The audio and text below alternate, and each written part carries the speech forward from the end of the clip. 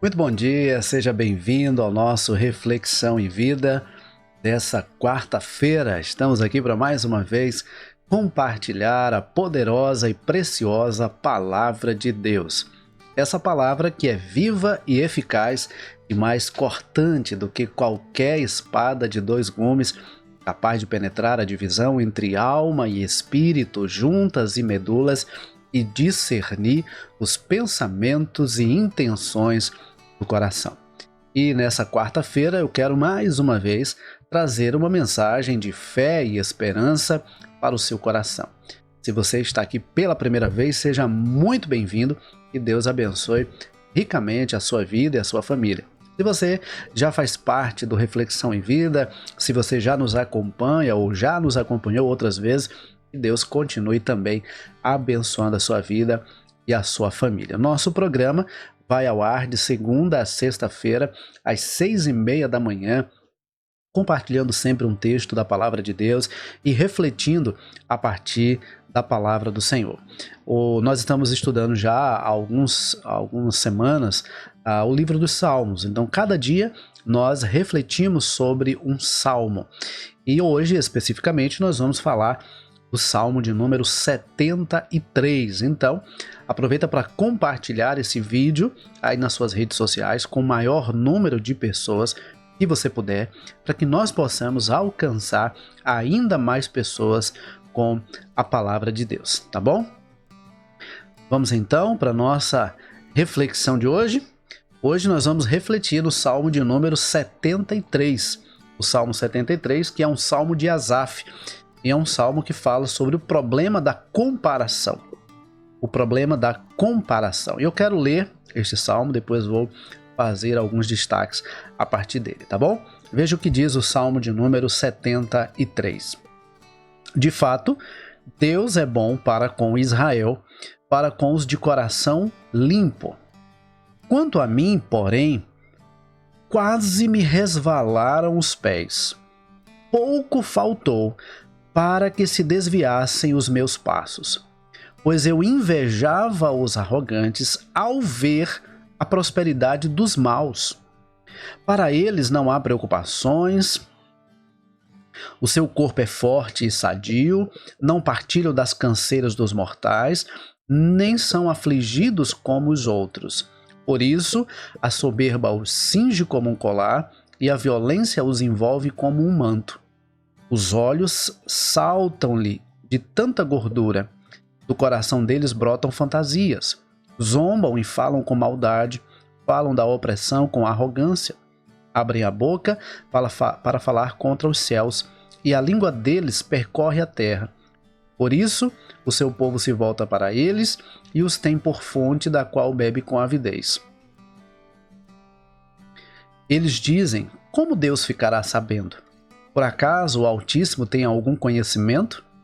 Eis que estes são os ímpios, e sempre tranquilos aumentam as suas riquezas. Com certeza foi inútil conservar puro o meu coração e lavar as minhas mãos na inocência, pois o dia inteiro sou afligido e cada manhã sou castigado. Se eu tivesse pensado em falar tais palavras, já aí teria traído a geração de teus filhos, ó Deus. Em só refletir para compreender isso, achei que a tarefa era pesada demais para mim. Até que entrei no santuário de Deus e descobri qual seria o fim deles. Tu certamente os pões em lugares escorregadios e os fazes cair na destruição. Como são destruídos num instante, são totalmente aniquilados de terror. Como acontece com um sonho quando alguém acorda, assim, ó Senhor, ao despertares, desprezarás a imagem deles. Quando meu coração estava cheio de amargura e o meu íntimo se comoveu, eu estava embrutecido e sem entendimento. Era como um animal diante de ti. No entanto, eu estou sempre contigo. Tu me seguras pela mão direita. Tu me guias com teu conselho e depois me recebes na glória. Quem tenho eu no céu além de ti? E quem poderia eu querer na terra além de ti? Ainda que a minha carne e o meu coração desfaleçam, Deus é a fortaleza do meu coração e a minha herança para sempre. Os que se afastam de ti certamente perecerão. Tu destróis todos os que são infiéis para contigo. Quanto a mim, bom é estar perto diante de Deus. Faço do Senhor Deus o meu refúgio para proclamar todas as suas obras. Que texto interessante esse que nós acabamos de ler. Veja que ele começa o salmo reconhecendo que Deus é bom. Que Deus é bom para com Israel. Que Deus é bom para os que têm o coração limpo. Mas se você observar, eu disse agora há pouco que nós falaríamos sobre o perigo da comparação. E de fato esse é um dos nossos grandes problemas. Quando nós nos comparamos, quando nós fazemos comparações, principalmente com aqueles que não têm o temor de Deus, com aqueles que aparentemente prosperam em seus caminhos, mesmo sem ter o temor de Deus, com aqueles que aparentemente têm uma vida tranquila, têm um casamento e uma família abençoados, têm uma empresa próspera, têm uma vida cheia de benefícios, mas na verdade não tem a presença de Deus e por isso não tem a verdadeira prosperidade. O salmista diz que ele quase se desviou, ele quase se afastou da presença do Senhor. E sabe quando isso aconteceu? Quando ele começou a se comparar com a suposta prosperidade dos ímpios. Quando ele começou a olhar para o ímpio e achar que o casamento dele era melhor, que a família dele era melhor, que o emprego dele era melhor, que a vida dele era melhor, que a saúde dele era melhor, que o corpo dele era melhor, que a vida do outro era melhor. Quando nós começamos a olhar para o outro e achar que a vida dele é melhor, que a grama do vizinho é mais verde que a nossa, a tendência é começar a achar que nós estamos servindo a Deus inutilmente. Há pessoas que, assim como o salmista, passam a ter esse pensamento. Observe o que ele diz no versículo 12. Eis que estes são os ímpios e sempre tranquilos aumentam a sua riqueza. Ele dá uma série de características aqui para os ímpios. Eles não tinham preocupações, seu corpo era forte e sadio, não partilhavam das canseiras dos mortais, não é? Zombavam e falavam com maldade e tal. E aí ele diz assim, olha, esses são os ímpios, sempre tranquilos, a vida boa, sempre aumentando as riquezas. E aí ele chega ao seguinte pensamento. Com certeza foi inútil conservar puro o meu coração e lavar as minhas mãos na inocência, pois o dia inteiro sou afligido e cada manhã sou castigado. Quando a gente começa a olhar para a prosperidade do ímpio, quando nós começamos a olhar a vida do outro, e deixamos de perceber aquilo que Deus tem feito na nossa vida, corremos o risco de, assim como Asaf, ter a impressão de que o nosso temor e o nosso compromisso com Deus são inúteis. Corremos o risco de achar que aquilo que estamos fazendo é inútil. Corremos o risco de achar que o esforço, o compromisso, a seriedade, a dedicação que estamos tendo são inúteis. Porque aparentemente o outro não tem nada disso, não faz nada disso e prospera nos seus maus caminhos. Mas aí ele pensa o seguinte, olha, se eu tivesse pensado em falar tais palavras, já teria traído a geração de teus filhos, ó Deus, e só em refletir para compreender isso, achei que a tarefa era pesada demais para mim. E aí aqui a gente vê como é importante ter cuidado com os nossos pensamentos, com aquilo que a gente alimenta, com os pensamentos que a gente alimenta. Se nós alimentamos pensamento de inferioridade, se nós alimentamos pensamento de que o outro é melhor que nós, ou que a vida do outro é melhor que a nossa, a tendência é nos desanimarmos ou nos revoltarmos. Ou nos desanimamos e desistimos de fazer o que é certo, ou nos revoltamos e passamos a fazer aquilo que não deveríamos fazer. Mas aí, a chave do Salmo está no versículo 17. Quando ele diz assim, até que entrei no santuário de Deus e descobri qual seria o fim deles, até que entrei no santuário de Deus. Um dos nossos grandes problemas é ficar nas nossas conjecturas, é ficar nos nossos pensamentos, é ficar nas nossas inquietações pensando, e como seria se eu tivesse feito dessa maneira, como seria se eu tivesse feito como ele está fazendo, se eu tivesse agindo como ele está agindo, se eu tivesse agindo com um pouco mais de malícia, se eu tivesse aproveitado aquela oportunidade, mesmo sabendo que não era correto. A gente começa a alimentar esses pensamentos começam a minar a nossa fé, a entrar no nosso coração e a nos fazer achar que estamos no caminho errado. Mas aí, quando nós buscamos a Deus, quando nós entramos na presença de Deus, quando nós mergulhamos na palavra, quando nós nos prostramos diante do Senhor em oração, quando nós nos quebrantamos diante de Deus, quando nós colocamos o nosso coração diante do Senhor, aí a gente começa a perceber que aquilo que parece ser prosperidade na vida do ímpio, na verdade é apenas uma aparente prosperidade e não uma real prosperidade. Porque a verdadeira prosperidade consiste em andar na presença de Deus. Prosperidade não é sobre ter tudo o que se quer. Prosperidade é sobre viver o que Deus quer que vivamos. E ninguém consegue viver o que Deus quer que vivamos longe da presença dele. Ninguém consegue viver o que Deus quer que vivamos longe da presença dele. Então, a minha orientação para você nessa manhã é que, em vez de você ficar comparando a sua vida com a vida do outro, e principalmente com a vida daquele que não teme a Deus, é que você se prostre diante do Senhor. É que você se curve diante de Deus e peça a Deus que lhe dê discernimento.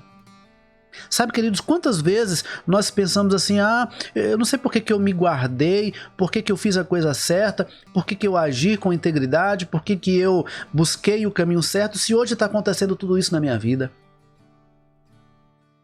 A gente começa a se questionar como salmista. Para que eu fiz a coisa certa? Para que eu andei pelo caminho certo?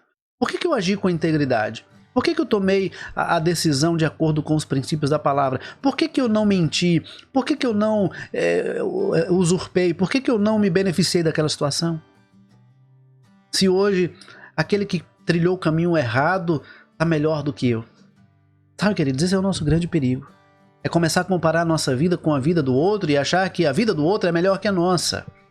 Quando, na verdade, o outro também tem os seus problemas, também tem as suas dificuldades, também tem as suas lutas. O casamento do outro também tem problema, os filhos dos outros também tem problema, a empresa do outro também tem problema, o outro também tem problema financeiro. Todos nós enfrentamos problemas, todos nós enfrentamos lutas. Não somos apenas nós, não é apenas você, não sou apenas eu que enfrentamos dificuldades, todos nós enfrentamos. Todos nós em algum momento enfrentamos uma adversidade, temos que lidar com uma enfermidade, temos que lidar com um problema financeiro, um problema familiar. Todos nós, em algum momento, passamos por isso.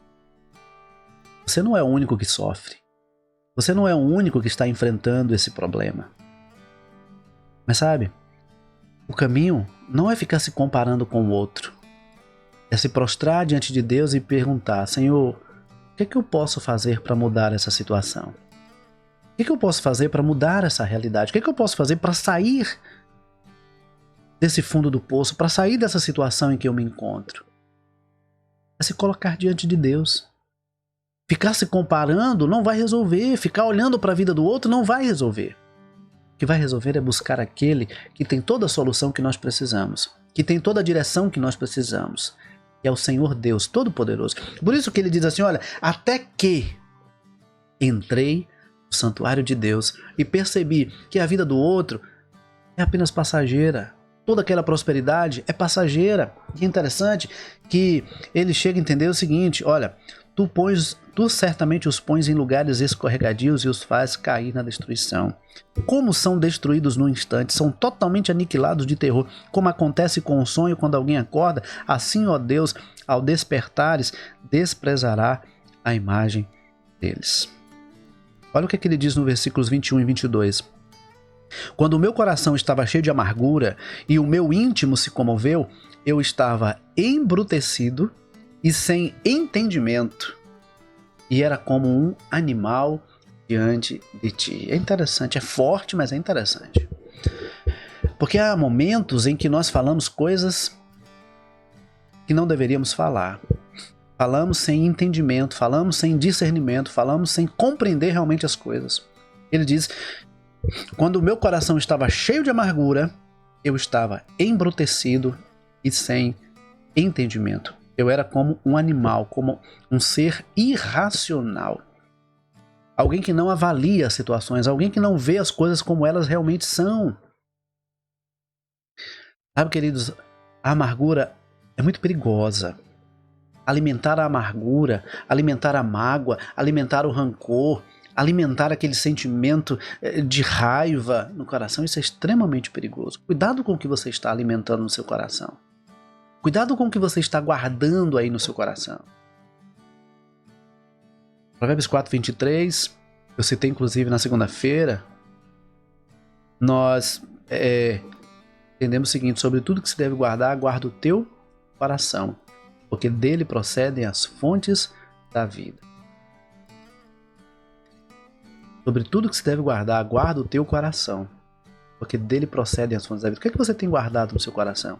Você tem cuidado do seu coração? Você tem cuidado das suas emoções? Você tem cuidado daquilo que você tem sentido, daquilo que você tem guardado e tem alimentado nos seus pensamentos? Tem pessoas que só ficam guardando ressentimento, mágoa, amargura, rancor, tristeza, decepção.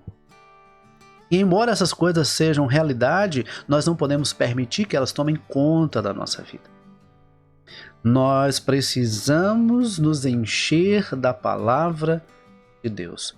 Por isso que o salmista diz: guardei no meu coração a tua palavra para não pecar contra ti. Se nós guardamos a amargura, vamos deixando de lado a palavra. Mas à medida que nós nos enchemos da palavra, a amargura vai ficando de lado. Nós temos que encher o nosso coração, a nossa mente, os nossos pensamentos com a palavra de Deus, para que não nos embruteçamos, para que não fiquemos sem entendimento, para que não sejamos rancorosos, amargurados, para que não vivamos o tempo todo lamentando, para que não vivamos o tempo todo reclamando das coisas. Nós precisamos guardar a palavra de Deus em nosso coração.